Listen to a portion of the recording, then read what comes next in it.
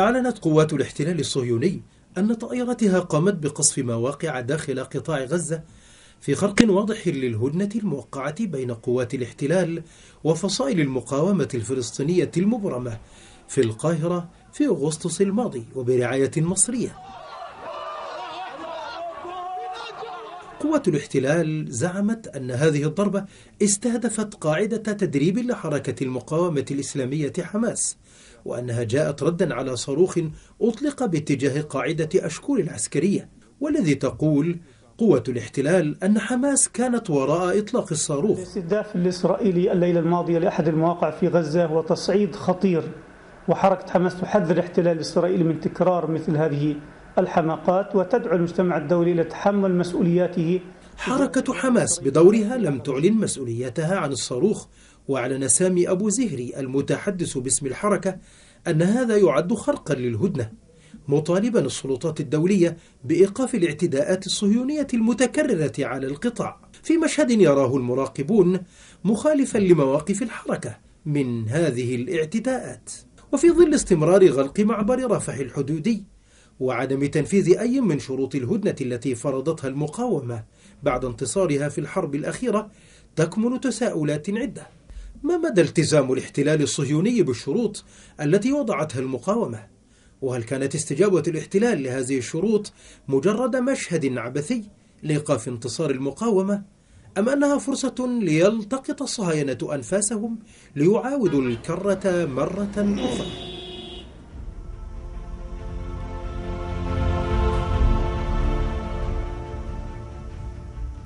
أهلا بكم من جديد مشاهدينا الكرام. إذن مقاتلات الاحتلال الصهيوني تشن غارتين منفصلتين على هدفين جنوبية قطاع غزة. هذه أول غارات صهيونية على القطاع منذ الإعلان عن الهدنة في أغسطس الماضي بعد الحرب العدوان الذي استمر أكثر من 50 يوما. جيش الاحتلال قال إنه استهدف موقعا تابعا لحركة حماس ردا على صاروخ أطلق في وقت سابق من قطاع غزة حسب زعم جيش الاحتلال. طبعا حماس لم تعلن مسؤوليتها عن الصاروخ ولا أي فصيل آخر من الفصائل الفلسطينية التي تنشط في قطاع غزة، لكن الاحتلال ألقى باللائمة على حركة حماس. شهود عيان قالوا إنهم سمعوا دوية سلسلة انفجارات شرقية خان يونس، موضحين أن الغارات استهدفت مواقع تدريب تتبع لعدة فصائل فلسطينية. 4 صواريخ إذن صهيونية استهدفت هدفين مختلفين في منطقة بلدة القرارة شمال شرق مدينة خان يونس. المسؤولون الفلسطينيون قالوا إنه لم تقع أي إصابات جراء الغارتين. المتحدث باسم جيش الاحتلال الصهيوني ليوتنانت كولونيل بيتر ليرنر قال إن الطائرات استهدفت بنية تحتية تابعة لحماس، وأضاف أن القصف جاء ردا على صاروخ سقط في أشكول كما سبق وأسلفنا.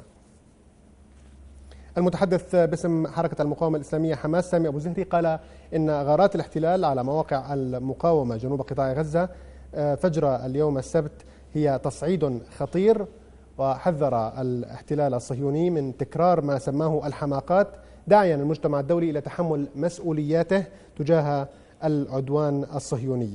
أيضا في تطور آخر، زوارق بحرية صهيونية تفتح اليوم السبت نيران رشاشاتها على قوارب صيادين فلسطينيين قبالة شواطئ غزة. إذن هناك اعتداء عبر الجو وعبر البحر على قطاع غزة.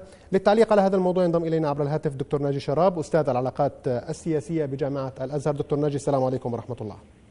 وعليكم السلام ورحمة الله وبركاته.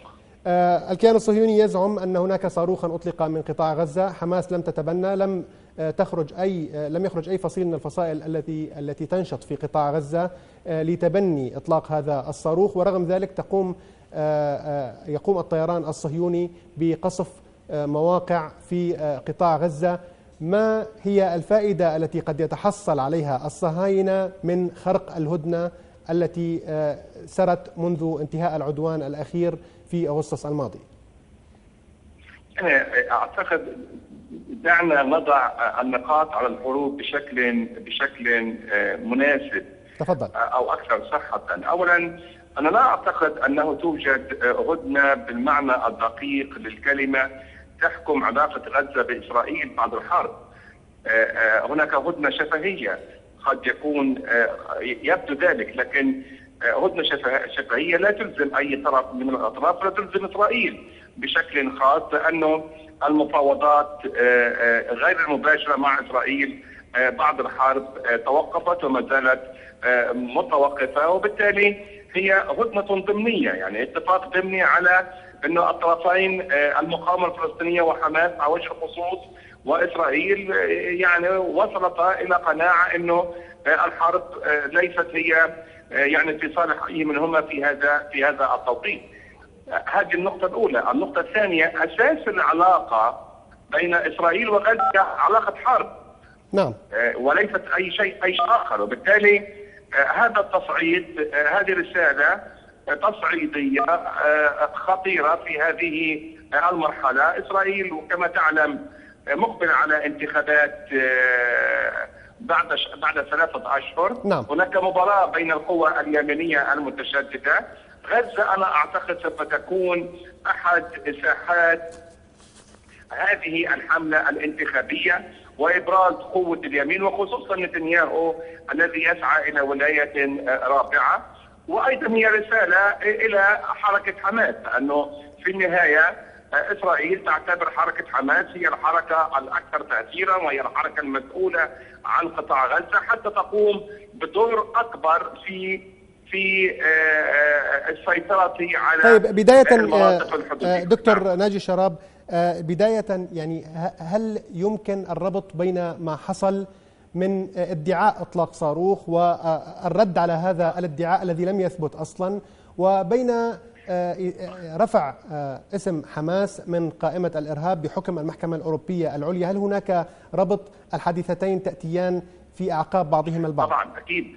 يعني أولا إسرائيل ليست في حاجة إلى ذريعة نعم لكي تطلق صواريخ. إسرائيل في أي وقت تستطيع أن تستبيح كل الأراضي الفلسطينية، ليس في غزة فقط وإنما في الضفة الغربية، وكل يوم إسرائيل تستبيح الأراضي الفلسطينية.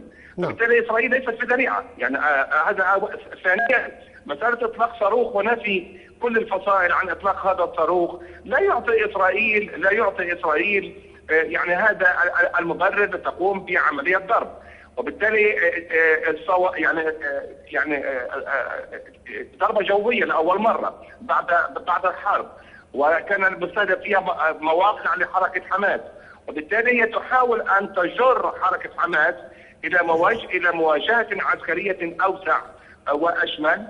وطبعا أنا أعتقد هناك علاقة بين قرار المحكمة الأوروبية برفع حماس من قائمة الإرهاب، لأنه من الذي تقدم للمحكمة على أنه حماس حركة إرهابية؟ هي إسرائيل. نعم. مدعومة بموقف أمريكا. بالتالي إسرائيل تبحث عن دلائل، تبحث عن وسائل، عن أمور جديدة تحاول أن تثبت فيها للمحكمة أنه حركة حماس تمارس هذه الأعمال. طيب الجهة دكتور ناجي، الجهة التي يمكن أن تدفع باتجاه العودة إلى المواجهة المسلحة وربما إلى المواجهة المسلحة الأعم والأشمل ربما تكون هي اليمين المتطرف داخل الكيان الصهيوني، ولكن أليس داخل الكيان الصهيوني أيضا هناك فئات وتيارات قد تتضرر من معاودة الاشتباك المسلح مع حركة حماس وربما يكون لها صوت مرتفع في هذه الحالة؟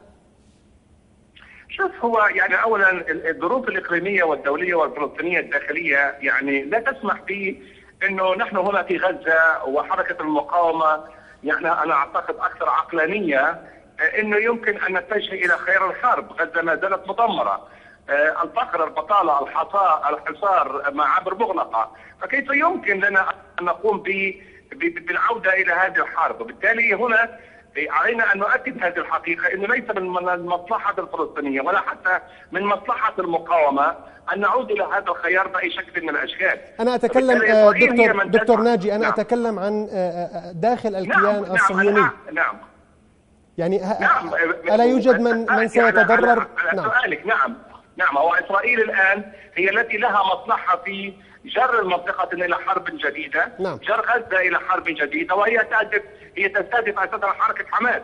أو حركة المقاومة بشكل عام. تريد إسرائيل أن تستغل الظروف الإقليمية والظروف الدولية وتحاول أن تمارس هذه السياسة التصعيدية.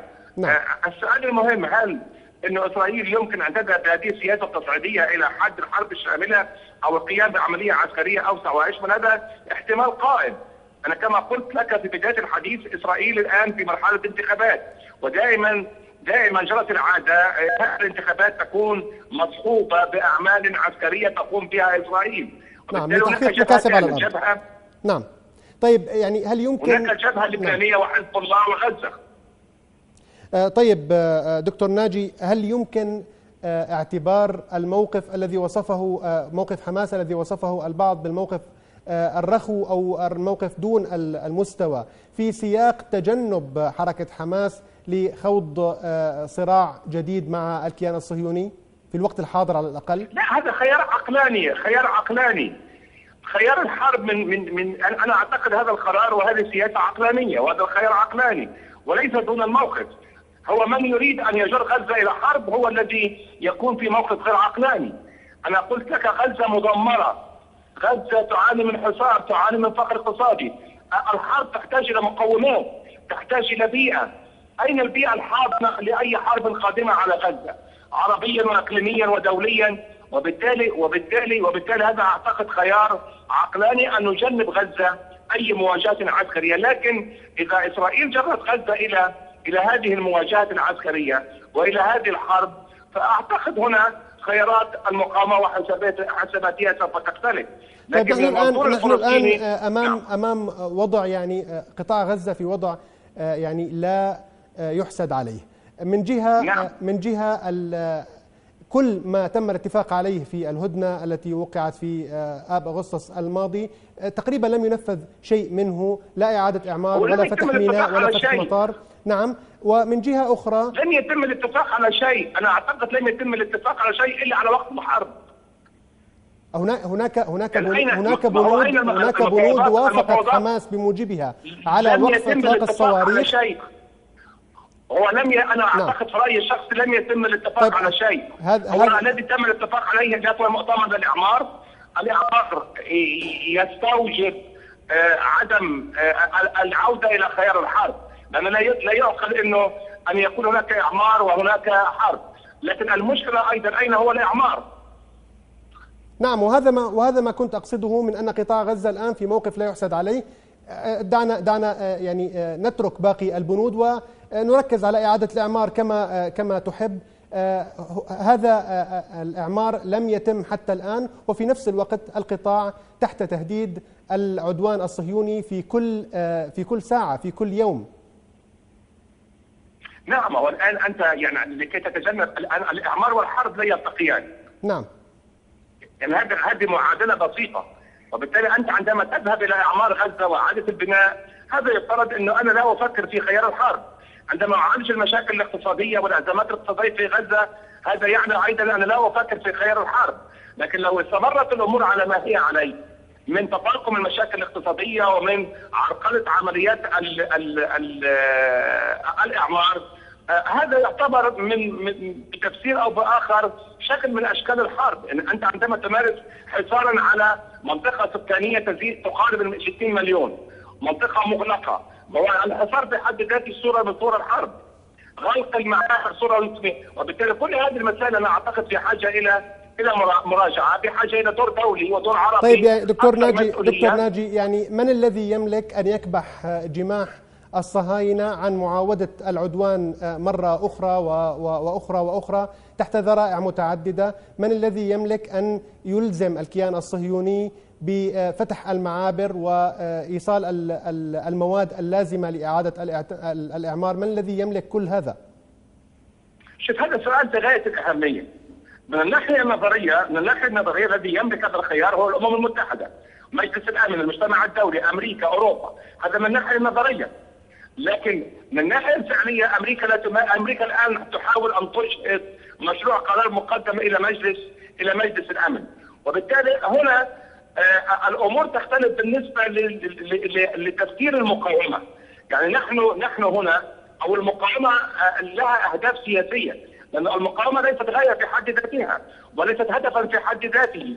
المقاومة تتم من أجل تحقيق أهداف سياسية، أبرزها إنهاء الاحتلال، أبرزها رفع الحصار، أبرزها يعني إعادة الإعمار. وبالتالي إذا لم تتم هذه الأمور فالمقاومة تعتقد أنه من حقها أن تمارس حقها المشروع في المقاومة وفي رفع هذه المسائل، لعل وعسى أن يتم أو لعل وعسى أن يدفع بالمجتمع